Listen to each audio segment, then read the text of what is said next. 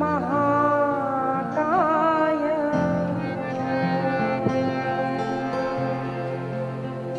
सूर्यकोटि समप्रभा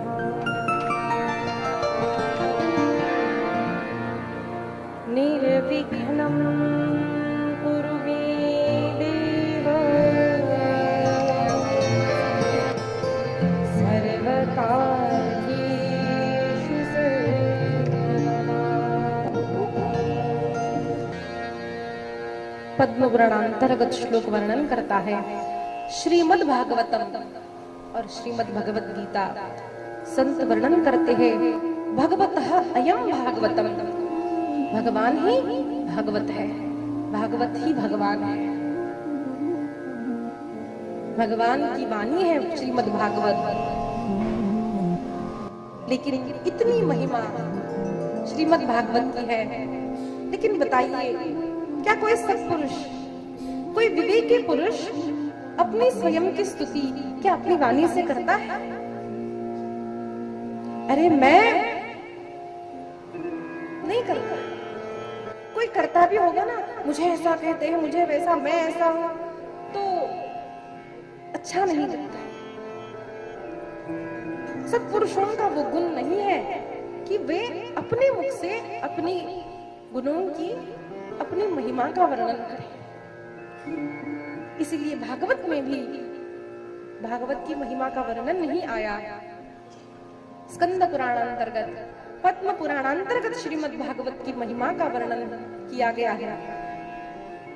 व्यास जी की आज्ञा है कि श्रीमद् भागवत कथा करने से पूर्व पद्म पुराणांतर्गत श्रीमद् भागवत कथा का महात्म्य वर्णन किया जाए। बड़ा बड़ाई ना करे, बड़ा न बोले वो, हीरा मुख से ना कहे, लाख हमारा मोह। संत कहते हैं बड़ा बड़ाई ना करे।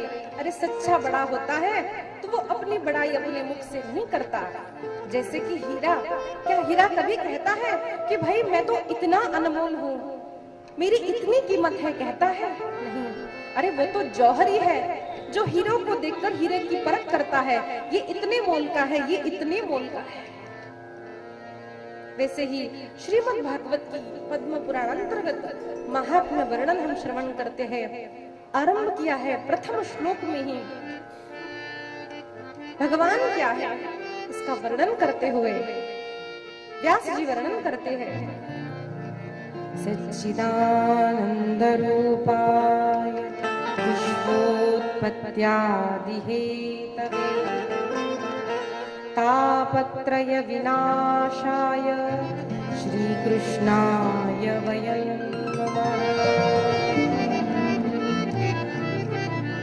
प्रथम श्लोक में वर्णन किया है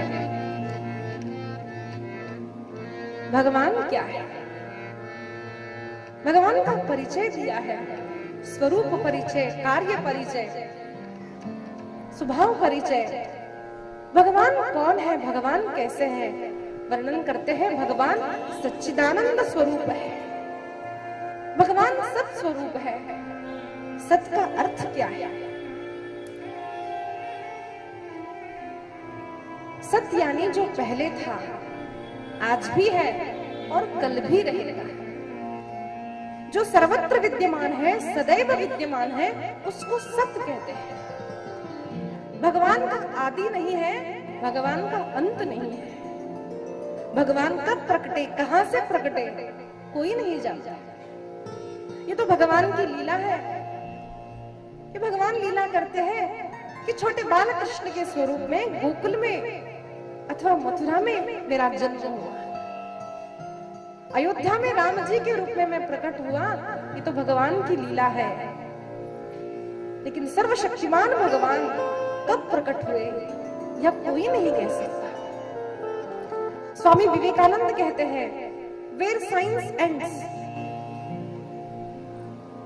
वेयर साइंस एंड्स, जहां पर साइंस का अंत होता है, there starts the beginning of lordship.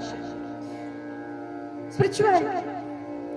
भगवान भगवान की सत्ता जानना हो ना, तो हर बार साइंस से नहीं जाना जा सकता। अपनी बुद्धि से, अपनी क्षमता से हम भगवान को जानेंगे, यह असंभव है। इसीलिए आज तक कोई नहीं पता कर पाया कि अंडा पहले आया या मुर्गी पहले। कोई बता सकता है अंडा पहले या मुर्गी पहले? कोई नहीं बता सकता। डार्विन थ्योरी अथवा अनेक ऐसे थ्योरी आ सकती है, काल्पनिक बातें अनेक लोगों ने की है, लेकिन यही सत्य है ऐसा आज तक किसी भी साइंटिस्ट ने नहीं कहा कि ये पक्का है। बस ऐसे ही पृथ्वी की रचना हुई है, ऐसे ही सृष्टि की रचना हुई है, ऐसा कोई भी नहीं कह सकता।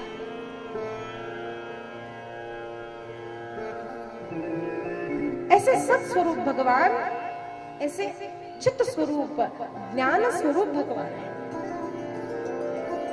ज्ञान यानी हम क्या समझते हैं कि भाई मैं भागवत की ज्ञानी हूं, मैं तो अमुक सब्जेक्ट में ज्ञानी हूं।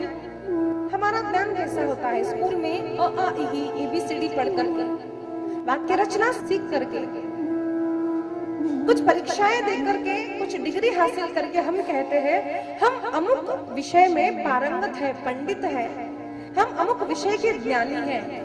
भगवान का ज्ञान ऐसा नहीं है, भगवान का ज्ञान स्वरूप ऐसा नहीं है। अरे ज्ञान जिससे प्रकट होता है ना, वो भगवान है। भगवान स्वयं ज्ञान रूप है। जो ज्ञान का मूल है वो चित्त स्वरूप भगवान है, और वही भगवान आनंद स्वरूप है। हम अपनी भाषा में बोलने में ऐसे उपयोग करते हैं कि भाई आज हम शादी में गए, बड़ा आनंद आया। आज हमने दिवाली में बड़ी सुंदर साड़ी खरीदी, बड़ा आनंद आया, हम शॉपिंग को गए थे। ऐसे हम बोलने में उपयोग करते हैं आनंद शब्द, लेकिन वहां पर हमारा अर्थ होता है सुख। गुलाब जामुन खाया, बड़ा सुख मिला, तो हम उपयोग कर लेते हैं बड़ा आनंद मिला। एक बात जरा ध्यान दीजिए, सुख, इसका विपरीत अर्थ क्या होता है? दुख, है ना? सुख और दुख। आनंद का विपरीत अर्थ क्या होता है?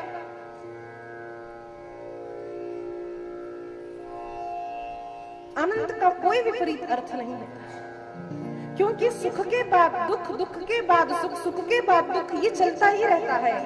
लेकिन जब एक बार आनंद प्रकट हुआ ना, फिर उसके बाद दुख नहीं आता। आनंदाचे डोही आनंद तरंग। तुकाराम महाराज जी का जीवन देखिए। घर में दारिद्र्य है, धन नहीं, संपत्ति नहीं, खाने को अन्न नहीं। एक पत्नी की मृत्यु हो गई है, दूसरी पत्नी घर में झगड़ा करती है।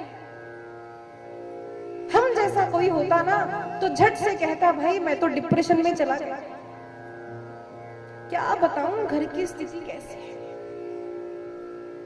लेकिन वैसी परिस्थिति में भी तुकाराम महाराज कहते हैं आनंदाचे डोही आनंद तरंग। क्यों? क्योंकि सुख और दुख तो शरीर को मिलता है, सुख और दुख तो संसार में होता है, संसार के विषयों से होता है। लेकिन आनंद बाहर किसी वस्तु से प्राप्त नहीं होता, आनंद अंतरंग में मिलता है।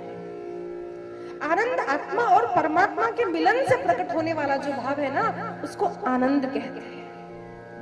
इसलिए जब आनंद आ गया जीवन में तो फिर कोई दुख नहीं रहा। भले ही संसार में विपरीत परिस्थिति हो,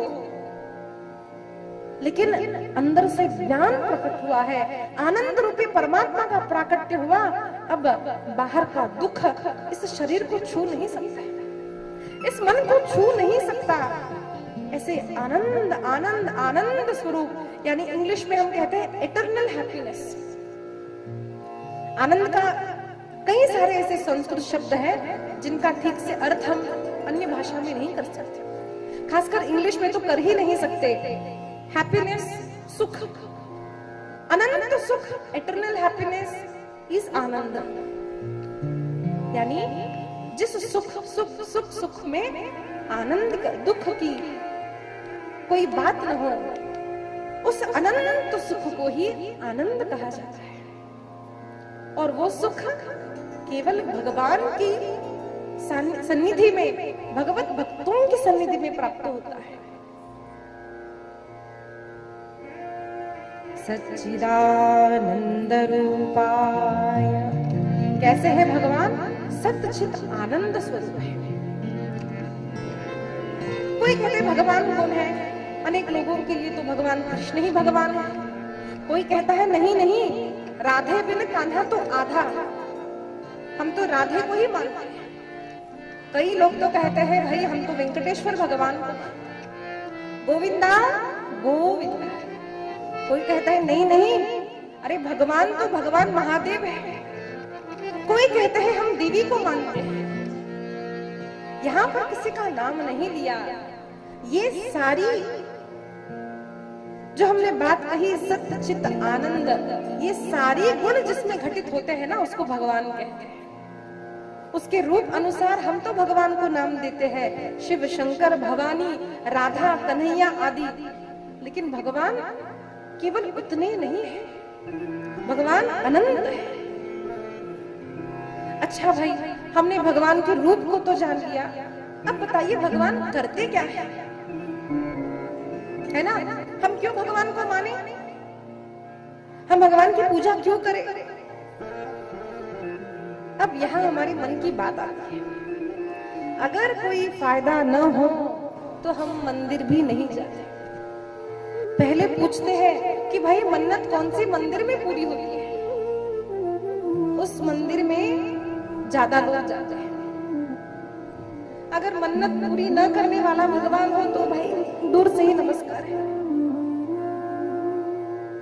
तो भगवान है सच्चिदानंद रूप, लेकिन करते क्या है?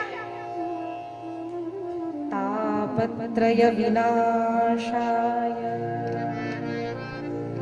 भगवान जीव मात्र के त्रिविध तापों को दूर करते हैं। आध्यात्मिक ताप, आधि भौतिक ताप, आधि दैविक ताप प्रत्येक जीव के जीवन में होते हैं। आधि भौतिक ताप पंच महाभूतों से जो हमको त्रास होता है, पानी से, अग्नि से, जल जाना, पानी में गिर जाना, जैसे सुनामी आई, हरिकेन आया, ये सब जो है पंच महाभूतों से हमको छोटी बड़ी जो कठिनाइयां आती है उसको आदि भौतिक ताप कहते हैं। आध्यात्मिक ताप पूर्व जन्म के, इस जन्म के हमारे कर्मानुसार जो हमको गति मिलती है, जो ताप होते हैं, जो त्रास होते हैं, उसको आध्यात्मिक ताप कहते हैं, आदिदैविक ताप कहते हैं। और आध्यात्मिक ताप, रोग आना, व्याधि आना, इन त्रिविध तापों को भगवान दूर करते हैं। और 3 प्रकार के ताप कहे गए, आधि, व्याधि और उपाधि। व्याधि तो हम समझते हैं, रोग, डिसीज, कोरोना हो गया है ना, रोग हो गया। व्याधि, आधि और उपाधि क्या है? आधि यानी उदाहरण, हमारे बेटी की शादी नहीं है, हमारे घर में फ्रीज नहीं है, हमारे घर में एसी नहीं है, हम दुखी हैं, ये नहीं वो नहीं वो नहीं, जो का दुख होता है ना, उसको आधि का दुख कहते हैं। अब आया उपाधि का दुख। अरे मुझे जो अच्छी पत्नी मिली, लेकिन उसको मुझसे अच्छी पत्नी मिली, स्वभाव का दुख। मैंने तो अच्छे कपड़े पहने, लेकिन उसने मुझसे अच्छे कपड़े पहने, स्वभाव जन्य दुख। मुझे जो मिलता है उससे मैं सुखी हूं, लेकिन मुझसे पड़ोसी को ज्यादा क्यों? उपाधि का दुख। लेकिन आप देखिए, भगवान की भक्ति जो करता है ना, उसके जीवन में ये दुख नहीं आता। तो एक प्रश्न हो सकता है कि दीदी, अनेक भक्तों के जीवन में भी हमने देखा है कि किसी को कुछ रोग हो गया है, अनेक संतों की कथाएं भी हमने सुनी कि कोई कैंसर से मर गया, कोई टीबी से मर गया, किसी को कुछ क्षय रोग हो गया, तो भगवान ने तो दुख दूर नहीं किया। और यहाँ पर श्लोक में तो आता है तापत्रय विनाशाय, ये कैसी सत्य बात है। एक बात जान लीजिए, भक्ति ज्ञान के बिना अधूरी है। भक्ति ज्ञान के बिना अधूरी है।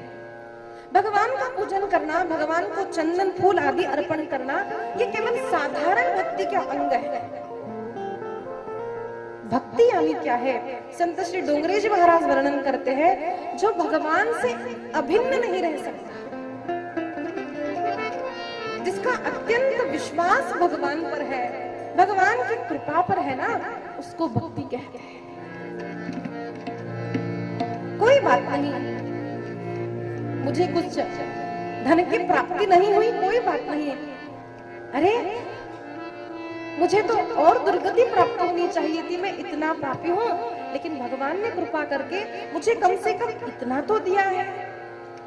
ये संतोष भक्तों में देखा जाता है। रोग हो गया, कुछ हो गया, कोई बात नहीं, अरे अनेक जन्मों में मैंने जो पाप किए हैं ना, अगर उसको मुझे बताया जाए, भक्त कहते हैं मुझे तो और दुर्दशा प्राप्त होनी चाहिए, लेकिन भगवान ने अत्यंत कृपा से मुझे केवल थोड़ा ही दुख दिया है। संत शरीर से अभिन्न रहते हैं, जानते हैं कि ये शरीर को सुख और दुख अपने कर्मानुसार मिलते हैं। भगवत कृपा से वो सुख दुख भी कम हो जाते हैं, भोग करके हो जाएंगे कम, लेकिन मैं तो आत्मस्वरूप हूं। इसीलिए शरीर की जो व्यथा है, संसार की जो व्यथा है, वो संतों के मन को छू नहीं सकती। इसी को कहा जाता है ज्ञान वैराग्य युक्त भक्ति। और जिस जीव में ज्ञान वैराग्य युक्त भक्ति होती है ना, उसके तापत्रयों का नाश होता है। संसार में कोई भी स्थिति हो, उनके मन में विकार नहीं उत्पन्न हो सकता, उनके मन में दुख नहीं उत्पन्न हो सकता। इसलिए भगवान के स्वरूप को जानो, अपने आत्मा स्वरूप को जानो, अपने और भगवान के संबंध को जान करके जो जीवन जीता है ना, उसके जीवन में दुख आ भी जाए, वो दुख से दूर रहता है। तुल्य निंदा स्तुतिर्मौनी संतुष्टो येन केनचित्। अरे कोई स्तुति करे क्या, कोई अपमान करे क्या? ठंडी हो, सर्दी हो, गर्मी हो, जो भी स्थिति हो, हम तो गोविंद गोविंद गोविंद गोविंद करने वाले हैं। ऐसे भक्तों को त्रिविधता छू नहीं सकते। सच्चिदानंद रूपाय विश्वोत्पत्त्यादिहेतवे। एक बात जान लीजिए कि भगवान ने विश्व की उत्पत्ति जो की है ना, हम उस विश्व को ये ना समझे कि ये पृथ्वी, चंद्र, तारे, आकाश, जल, अन्न, केवल ये सृष्टि नहीं है, केवल ये विश्व नहीं है, पिंडी ते ब्रह्मांडी। ये जो मेरा सुंदर देह मुझे प्राप्त हुआ है, मन बुद्धि चित्त अहंकार मुझे ये जो प्राप्त हुआ है ना, यही मेरा विश्व है। मेरे शरीर की रचना भगवान ने की है, इसका पालन भगवान करते हैं और इसका लय भी भगवान की कृपा से होता है। विश्वोत्पत्त्यादिहेतवे। संपूर्ण सृष्टि में आज हम जो भी देखते हैं, जो भी अनुभव करते हैं, वो सभी केवल भगवान की कृपा से प्रकट हुआ है, यह जानकर। हम नई नई चीजें देखते हैं, हाइब्रिड देखते हैं ना, हाइब्रिड फल है, हाइब्रिड फूल है। मुझे बताइए, इंसान ने यहाँ का कुछ लिया, वहां का कुछ लिया, मिक्स करके उसको कुछ बनाया, हाइब्रिड बना दिया। लेकिन जो मूल है, मूल वस्तुओं का हम जो उपयोग करते हैं, वो मूल किसने दिए हैं? भले ही मानव रोबोट बना सकता है, उसमें मानव का हृदय मानव नहीं बना सकता। उसमें जो भाव होते हैं ना, वो मानव नहीं बना सकता। प्रेम, भक्ति, ये सब भाव केवल भगवान ही हमको प्रदान कर सकते हैं। विश्वोत्पत्त्यादि हेतवे तापत्रय विनाशाय श्री कृष्णाय वयं नमः। श्री कृष्णचंद्र भगवान की जय।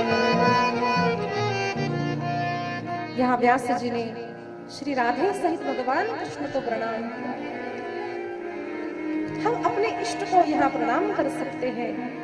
प्रभु, तुम सच्चित आनंद स्वरूप हो, संपूर्ण सृष्टि की उत्पत्ति स्थिति लय के कारण हो। हमारे जीवन में त्रिविध पापों के नाश करने वाले एकमात्र सर्वशक्तिमान परम कृपाणु दयालु आप हो। श्री सहित भगवान का पूजन होता है। देखिए, कहीं भी केवल राम की पूजा, केवल कृष्ण की पूजा, केवल वेंकटेश्वर स्वामी की पूजा, केवल शिव की पूजा नहीं होती। भवानी सहित शिव, राधे सहित कृष्ण, सीता सहित राम, ऐसा ही पूजन होता है। श्री सहित भगवान कृष्ण को प्रणाम करते हैं। लेकिन देखिए कितने दयालु संत है। यहाँ नहीं कहा अयन महा, मैं प्रणाम करता हूँ, नहीं कहा। श्री कृष्ण कन्हैया लाल की। अब देखिए कितने लोगों ने कम हाथ उठाए, सभी ने नहीं उठाया। व्यास जी जानते हैं कि कलयुग के लोग आलसी हैं। हम सब जानते हैं ना, कृष्ण ऐसे जय घोष किया तो हाथ उठाना चाहिए। लेकिन दीदी ठीक है ना, हम नहीं उठाते। लेकिन संतों को लगता है ठीक है ये आलसी है, लेकिन इनके उद्धार की चिंता हमको है। इसीलिए भगवान व्यास जी ने कहा वयं नमः, सबकी ओर से मैं प्रणाम करता हूँ। भगवान, हम सभी आपको प्रणाम करते हैं।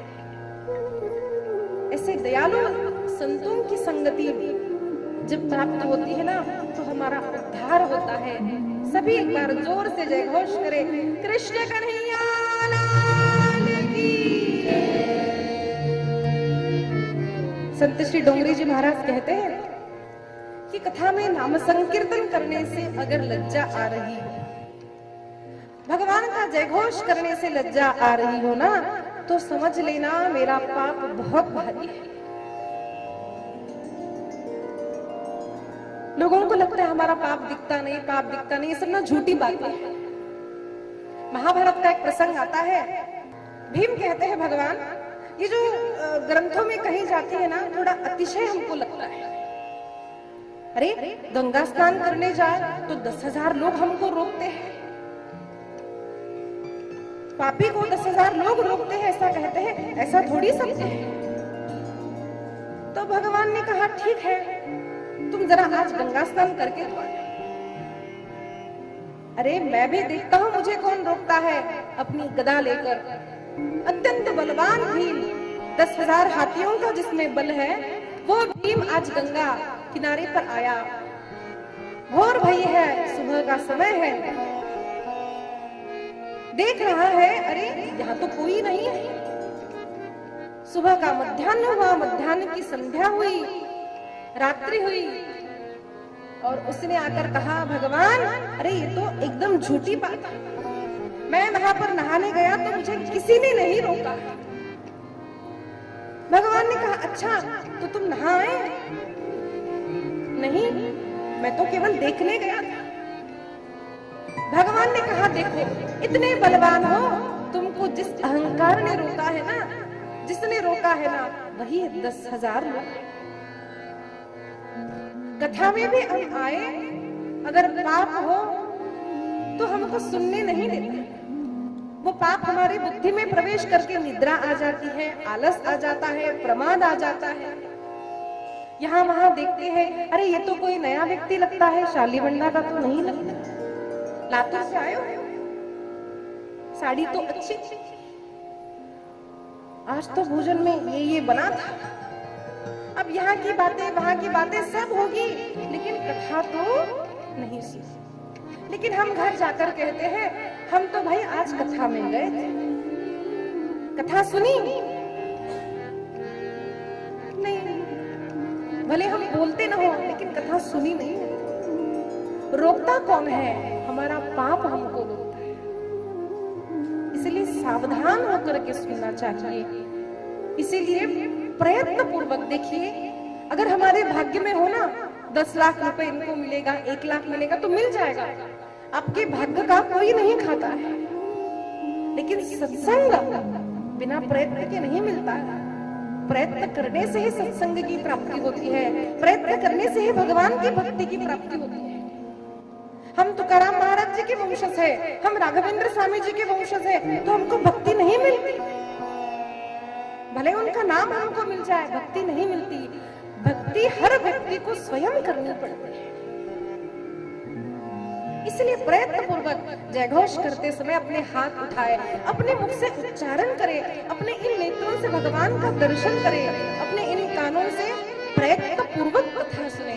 कृष्ण कन्हैया लाल की, कृष्ण कन्हैया लाल की।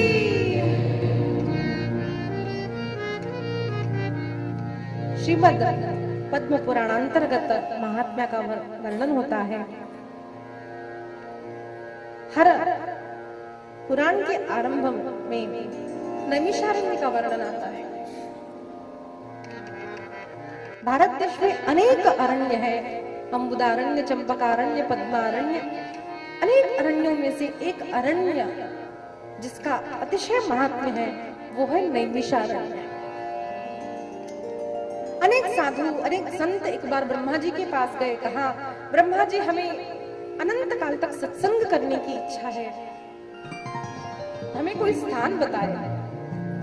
ब्रह्मा जी ने उन्हें एक चक्र दिया, कहा यह चक्र जहां पर थमेगा उसकी नेमी, जो मध्य में भाग होता है नेमी का, जिसके और चक्र घूमता है उसको नेमी कहते हैं। नेमी जहां गिर पड़ेगी उसी स्थान पर तुम सत्संग करना है। चक्र के पीछे पीछे अनेक ऋषिगण चलते आए और एक स्थान पर वह नेमी गिर गई, जहां पर आज भी चक्र तीर्थ है। उसी आजू बाजू के प्रांत को नैमिषारण्य कहा गया। वहीं पर अनेक पुराणों का श्रवण हुआ, कीर्तन हुआ। इसलिए प्रत्येक पुराण के आरंभ में नैमिषारण्ये, नैमिषे, निमिष क्षेत्रे ऐसा वर्णन आता है। इसका उद्देश्य क्या था? चक्र घूमा आकर जहां पर थमा वो नैमिषारण्य। इसका दूसरा एक अर्थ संत वर्णन करते हैं कि हमारे लिए सत्संग का उत्तम स्थान कौन सा है, कैसे जाने? हरिद्वार अच्छा है, ऋषिकेश अच्छा है, या वृंदावन अच्छा है, जगन्नाथपुरी अच्छी है, या दक्षिण का रामेश्वरम अच्छा है, या द्वारका अच्छी है, कहाँ अच्छा है? संत वर्णन करते हैं ये मन चक्र के समान है, मन सतत घूमता रहता है। इसका विचार, उसका विचार, इसका सतत सतत घूमने वाला जो मन है ना, वो चक्र के समान है। आपके मन को जहां पर शांति मिले ना, उसी स्थान को आप उत्तम समझ लेना, वो भले ही आपका घर क्यों ना।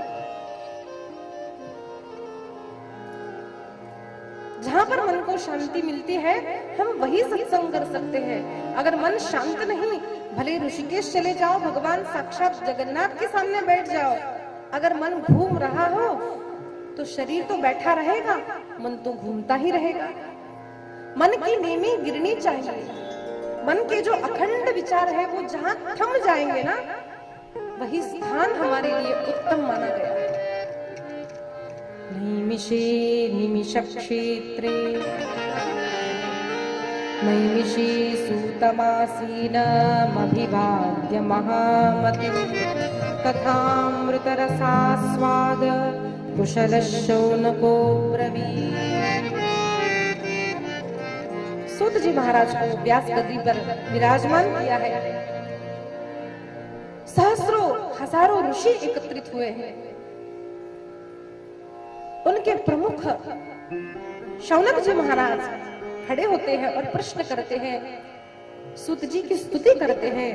अज्ञानध्वांत विध्वंस कोटि सूर्य समप्रभ सूताख्याहि कथा सारम् मम कर्णरसायनम् भक्ति ज्ञान विरागाप्तो विवेको वर्धते महान् माया मोह निरासश्च वैष्णवै क्रियते कथम् श्रेयसां यद्भवेत् श्रेयः पावनानां च पावनम् कृष्ण प्राप्तिकरं शश्वत् साधनं तद्वदाधुना।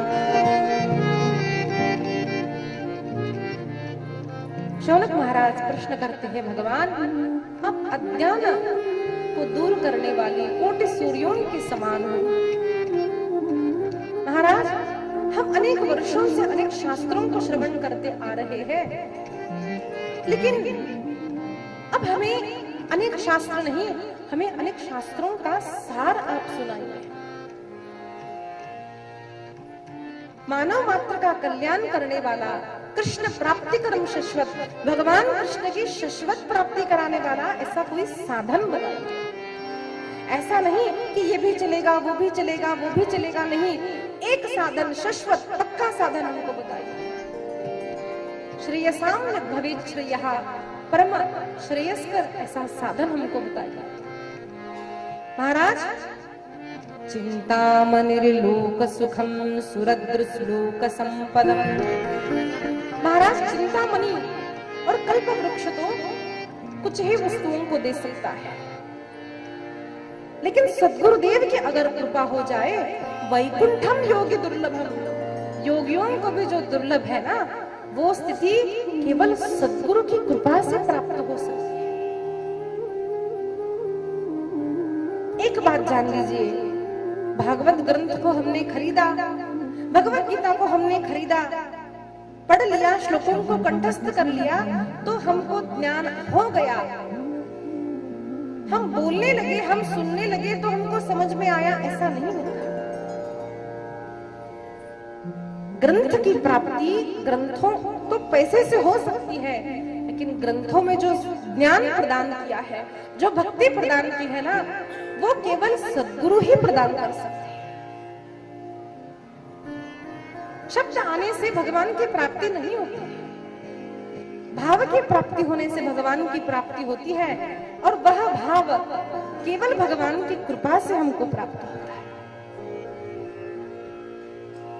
इसीलिए शौनक महर्षि ने सुंदर स्तुति की है, चिंतामणिर्लोक सुखम सुरद्रुलोक संपदम प्रयच्छति गुरु प्रीतो वैकुंठम योगी दुर्लभम।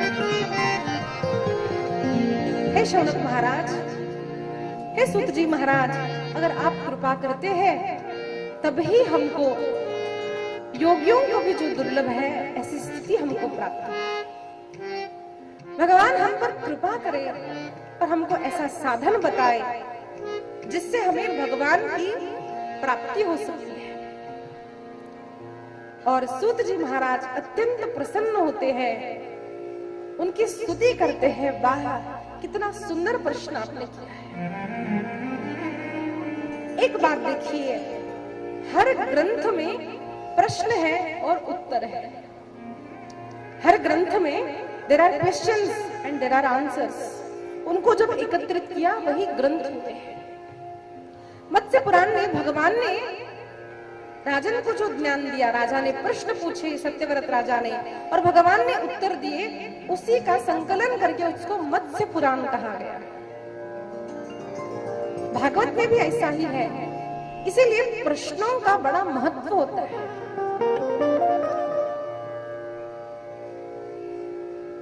अनेक लोगों को प्रश्न पूछने पर क्रोध आता है, किसी किसी को प्रश्न पूछने के लिए डर लगता है, लेकिन मैं तो कहती हूँ, आपके मन में कोई भी प्रश्न हो, आप पूछिए, अपने बच्चों को भी पूछने दीजिए। हमारे मन में क्या कैसे प्रश्न आ रहे हैं, जरा अपने आप को देखिए। संसारिक विषयों के प्रश्न हमारे मन में आ रहे हैं या भगवत भक्ति के, भगवत ज्ञान विषयक प्रश्न हमारे मन में आ रहे हैं? जिन प्रश्नों का उत्तर भगवान की कथा है, जिन प्रश्नों का उत्तर संतों की कथा है, जो हमारा उद्धार करती है, ऐसे अगर प्रश्न आ रहे हो ना तो स्वयं को भाग्यवान समझो। इसीलिए सूत जी महाराज ने सभी की प्रशंसा की है कि वाह, आपने कितने सुंदर प्रश्न पूछे हैं महाराज, आप चिंता मत कीजिए। एक उपाय है, काल व्याल मुखग्रास त्रास निर्नाश हेतवे। काल व्याल मुखग्रास, काल रूपी सर्प के मुख में जैसे मेंढक होता है ना, वैसे ही हमारी स्थिति है। आज मरेंगे, कल मरेंगे, अब मरेंगे, कब मरेंगे पता नहीं है। कभी भी काल रूपी ग्रास हमको ग्रस सकता है, काल रूपी सर्प हमको ग्रस सकता है, हमारी मृत्यु हो सकती है, लेकिन डरने की बात नहीं है। श्रीमद्भागवतम शास्त्रम कलौ कीरेण भाषितम् एतस्मादपरं किंचिन् मनःशुद्ध्यै न विद्यते जन्मान्तरे भवेत् पुण्यं तदा भागवतं लभेत्। और सूत जी महाराज ने वर्णन किया है, आप चिंता मत कीजिए। श्रीमद् भागवत की कथा संसार के भय को दूर करने वाली है, इसका नाश करने वाली है। और ये श्रीमद् भागवत ऐसे ही प्राप्त नहीं होता महाराज, जन्मांतरे भवेत् पुण्यम तदा भागवतम लभेत्। पर आपके प्रश्न ऐसे हैं कि जिनके उत्तर में ही श्रीमद् भागवत की कथा है। अत्यंत प्रसन्न होकर के सूत जी महाराज ने इसका वर्णन किया है कि महाराज, ये कथा कोई साधारण नहीं है। एक बार क्या हुआ, परीक्षित महाराज श्रोता बनकर बैठे हैं, शुकाचार्य कथा श्रवण कर रहे हैं, और एकाएक सबने देखा कि आकाश मार्ग से अनेक देवता आए अमृत का कुंभ लेकर। बड़ी विस्तार से कथा आती है महाभारत में कि अमृत कलश को लेने के लिए साक्षात भगवान के वाहन गरुड़ जी ने अथाह प्रयत्न किया, उनको बंदी बनाया गया, और किस प्रकार से उन्होंने उस अमृत को प्राप्त किया। ऐसे अमृत को लेकर के अत्यंत लालची, लोभी, स्वार्थी देवता सहज रूप से आ गए। और इतना ही नहीं, परीक्षित से कहा, महाराज आप ये ले लो, आप ये अमृत ले लो। एक बात जान लीजिए, नो लंच इज फ्री। इस संसार में कोई भी वस्तु आपको फ्री नहीं मिलती। स्टेशन पर कहीं पर लिखा होता है ना, फ्री वाईफाई, फ्री कुछ नहीं होता। एक बात देखिए, पुराने लोगों के पास जो छोटे छोटे मोबाइल थे, एक उदाहरण दे देती हूँ। एक मेरी सखी की हॉस्पिटल है, क्लिनिक है, उसने कहा, शिल्पा 2 लड़कियां मेरी यहाँ पे काम करती है, एक के पास व्हाट्सएप का मोबाइल है, बड़ा मोबाइल है। अब वो पेशेंट आने पर भी ट्रीटमेंट करते हुए ना उसको देखती रहती है ऐसे। फ्री मोबाइल, फ्री होना हो गया ना, बहुत कम पैसे में हमको वाईफाई मिल जाता है, तो बार बार हम लोग फोन पे ही रहते हैं। और जिसके पास साधा मोबाइल है, जब नहीं था तब के भी आप याद कीजिए, तब हमारा समय इतना मोबाइल पर नहीं जाता था, कुछ भी फ्री नहीं होता। आज उस मोबाइल ने हमारी स्वतंत्रता को छीन लिया है। किसी को भी पूछो, भाई यहाँ पे आओगे, वहां पे आओगे, कुछ करेंगे? नहीं भाई, मैं फ्री नहीं हूं। और जरा रात में अपने मोबाइल का फेस टाइम देखिए, आधा घंटा, 1 घंटा नहीं, 12-13 घंटे हमने मोबाइल पर स्पेंड किया, हमको पता भी नहीं चला। और कहा नाम स्मरण करो तो अरे अरे टाइम, हमको टाइम ही नहीं। अरे कथा में कैसे आया, हमको तो टाइम ही नहीं। इसलिए संसार में कुछ फ्री नहीं होता, याद रखिए। उन देवताओं ने उस अमृत को ला करके परीक्षित को कहा, परीक्षित जी तुम ले लो, फ्री, नो फ्री। कहा इसके बदले में आप हमें कथा का पुण्य प्रदान कर दो। संत कहते हैं, मानव को पुण्य तो चाहिए, पुण्य का फल तो चाहिए, लेकिन पुण्य कार्य करना नहीं चाहता।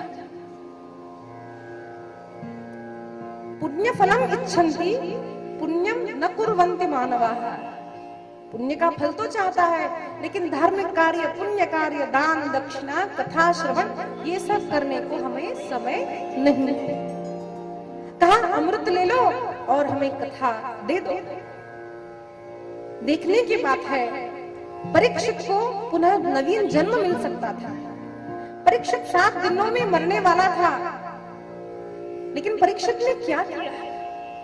सोच विचार करके, अरे ये देवता मुझे यह अमृत तो दे रहे हैं, लेकिन इसके बदले में क्या मांग रहे हैं? और उत्तर दिया, क्व सुधा क्व कथा लोके क्व काच क्व मणिर्महान् ब्रह्मरातो विचार्येवं तदा देवाञ्जहासः। अत्यंत विवेकपूर्ण शब्दों में कहा महाराज, वो सुधा वो कथा लोके, अरे तुम्हारी ये सुधा कहाँ, अमृत कहाँ, और हमारा कथामृत कहाँ? अमृत तो जीवन प्रदान कर सकता है, लेकिन कथामृत मृत्यु के भय को भी नाश कर सकता है। आप कांच देकर हमारे पास हीरा लेने आए हैं? नहीं महाराज, हमें नहीं चाहिए। और ऐसे अधिकारी श्रोता को प्राप्त करके भगवान शुकाचार्य ने अत्यंत सुंदर कथा श्रीमद् भागवत शुकाचार्य परीक्षित महाराज को प्रदान की है। ऐसा वर्णन आया और आकाश में ब्रह्मा जी ने देखा, अच्छा इतना महात्म्य है, तो उनको तोला गया है।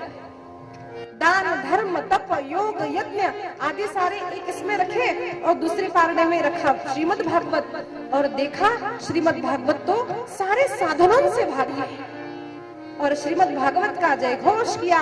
श्रीमद् भागवत महापुराण की जय। 2 मिनट नाम संकीर्तन कर। कृष्ण गोविंद गोविंद गोपाल, गोविंद गोपाल, राधे गोविंद गोविंद गोपाल, राधे गोविंद गोविंद गोपाल, मेरा मुरली मनोहर नंद लाला, मेरा मुरली मनोहर